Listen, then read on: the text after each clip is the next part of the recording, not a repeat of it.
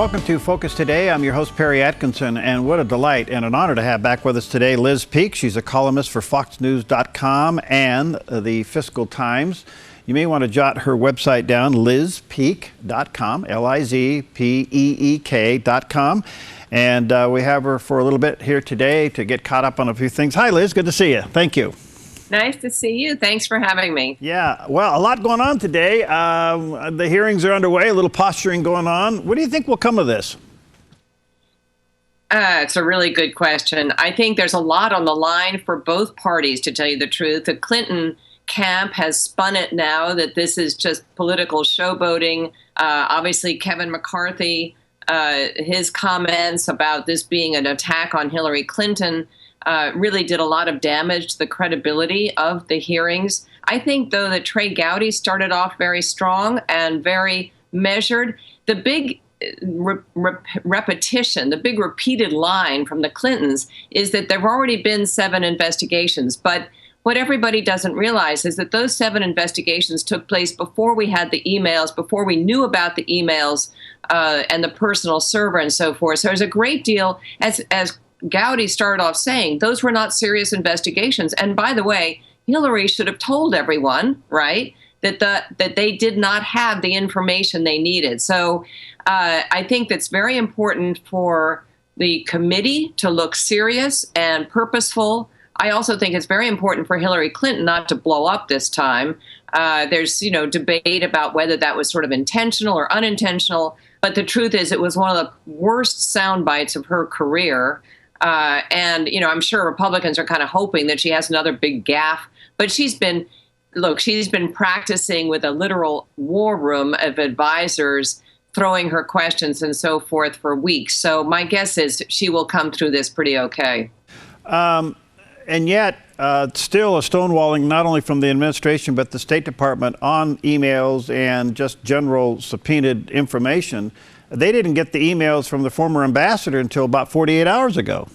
Yeah, it's really a remarkable, as you say, remarkable continued stonewalling. And look, that's why her trustworthiness indicators and so forth, her negatives, have really gone through the roof. People don't trust her. Think about this. We are told that Hillary Clinton's had a great week. Why? Because she debated nobody, basically, and came off looking pretty polished and professional, having done about 20 of those in the past. Secondly, President Obama on nationwide TV kind of hinted that maybe Hillary Clinton would not be indicted by the FBI. There's a real feather in her cap. And now Joe Biden has backed out of the race. So things are moving in her favor, but it's all sort of despicable, to tell you the truth. So I think people have sort of made up their minds about Hillary Clinton. You either believe her or you don't. And I don't know how much today's events will really change that. That's a very good point. I think people have too. As this thing moves forward, we'll just have to wait and see how she comes out of this. But you mentioned the vice president said no go Joe. So was he intimidated out? Was his reasonings legitimate? Or was it he just didn't want to strike 3 on a run for presidency? I think maybe some of all of that. I think it was not a particularly organized effort. And that, I think, is attributable to the fact that his son died. And, for weeks, if not months, he was sort of caught up in family affairs. In terms of intimidation, you really kind of have to wonder because of this. It didn't matter to me, or I didn't see that his lack of organization, ground campaign and stuff was particularly meaningful because we all assumed that President Obama would throw his weight behind Joe Biden, along with the big network and all the advisors and all that kind of thing. So really, Obama's imprimatur not only would lift Biden with a lot of constituencies like African Americans, but also his stumping for him, his being behind him would have been an incredibly important organizational aspect of his campaign. But on the other hand, Bill Clinton did go out for Obama and make a speech during the 2012 election campaign, in return for which Obama was supposed to support Hillary next time round. So did the Clintons somehow threatened to make life pretty ugly for Obama here in his last 16 months in office, or whatever it is, 14 months. I have no idea. I think it'll be very interesting. I'm sure this story will come out because, as you know, up until literally the moment he stepped on that podium, even his closest advisors thought Biden was going to say yes. So something happened, whether it was a conversation between him and the president, where the president said, look, Joe, I just really can't back you. I'm so sorry. You're my buddy. But, there are political considerations here. I don't want my last year in office to be scarred by a lot of mudslinging from the Clintons. Who knows? All right. Just come back to the committee hearing today just for a moment. It's got to be a delicate thing for Chairman Gowdy to balance what he's responsible for as committee chair and not mix it with the FBI and what they're doing on emails, while at the same time, emails are involved in both cases. Got to be a pretty tough job.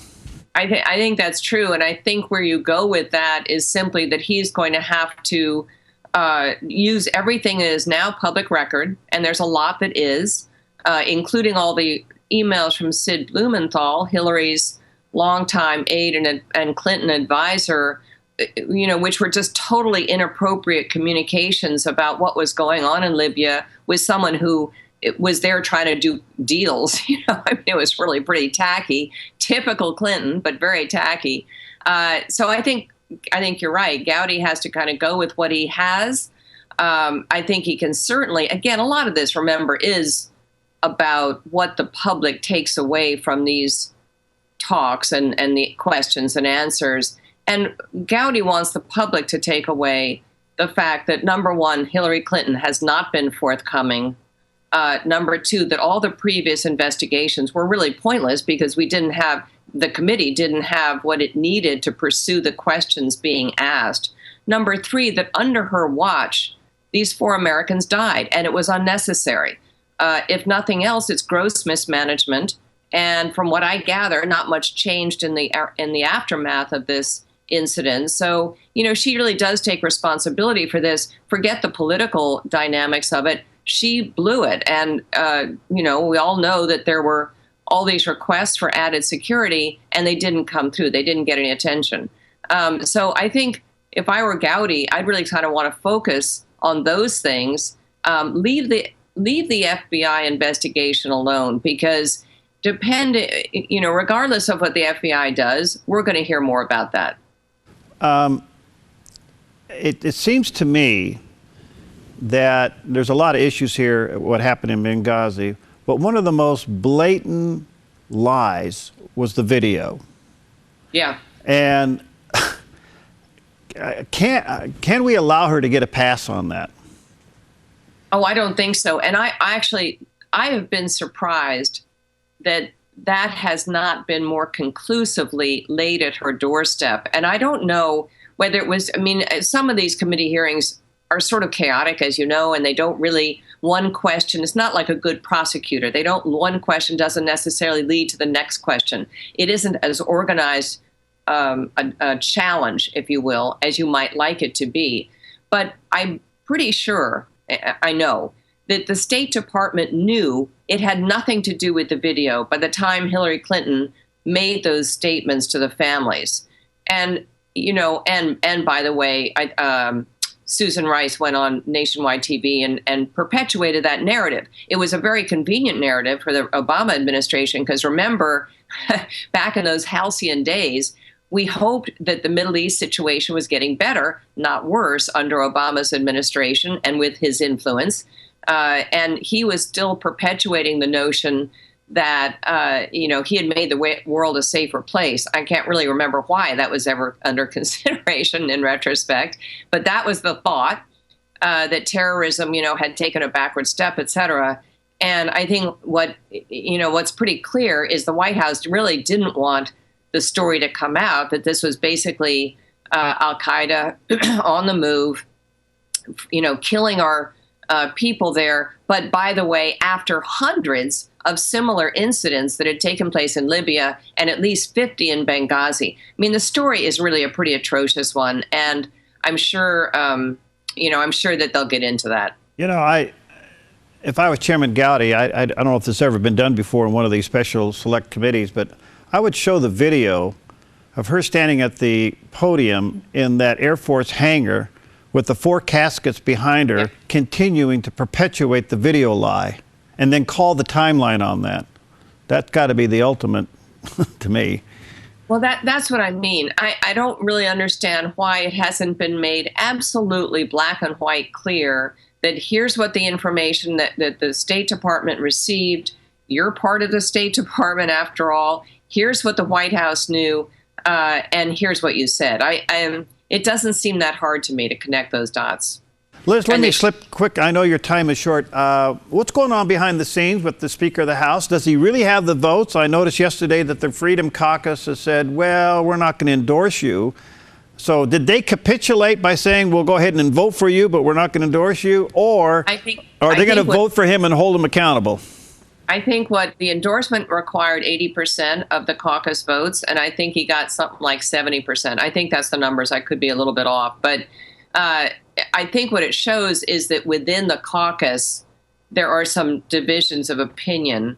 He got pretty much everyone else in the Republican majority to vote for him or to express solidarity. There are 2 other groups, and they were totally in with Ryan. So it wasn't 100%. It was enough that certainly he will win if he runs. It wasn't quite what he had asked for, which was unanimous 100% backing. But, it's a pretty ornery group. I'm not sure they were ever going to be unanimous on anything. But look, I think it'd be great if he took over. I think what came out of yesterday's meeting, or at least the reports we're hearing about it, is that some of Boehner's problems, and I guess this is maybe obvious, really had not as much to do with what legislation was achieved as about how he treated the Freedom Caucus and the sort of newer members of the House. Like all institutions, the House, not as much as the Senate, but the House certainly has kind of traditions. And the tradition is, your first term there, you're not a very big voice. This group wants a bigger voice. And I think part of it is that Ryan expressed enthusiasm for listening to them, possibly being more open with them about committee chairs, legislation, et cetera. But, someone yesterday was saying to me, well, this fellow, there's a person in Ohio, I think, wants to bring a bill that's very important to him and no one's paying attention. There are hundreds of bills always that are being put forward, and not every one of them can get through. I mean, that's just the way the system works. So you can rail about that, or you can work hard to improve it, or you can be part of it. And maybe the last 2, we hope the Freedom Caucus gets on board with.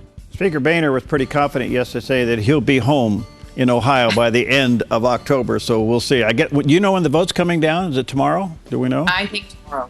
Yeah, it is tomorrow. Liz, thank you. I know your schedule is tight. We value your time and look forward to having you back often. Let me just say lizpeak.com, and keep up the good work. Let's connect again soon, okay? I look forward to that. Thanks for having me. Bet. All right. We'll be right back. Hi, I'm Paulina, and I work at theDove TV. Did you know that when you support theDove TV, you have a profound impact, not only in our community, but around the world? It's your continued support that takes the inspiration and hope in the programs we produce and makes them available to the thousands of people who are watching these videos online every week. Help bring encouragement and hope to our valley and beyond by making a secure online donation today at our website, thedove.us.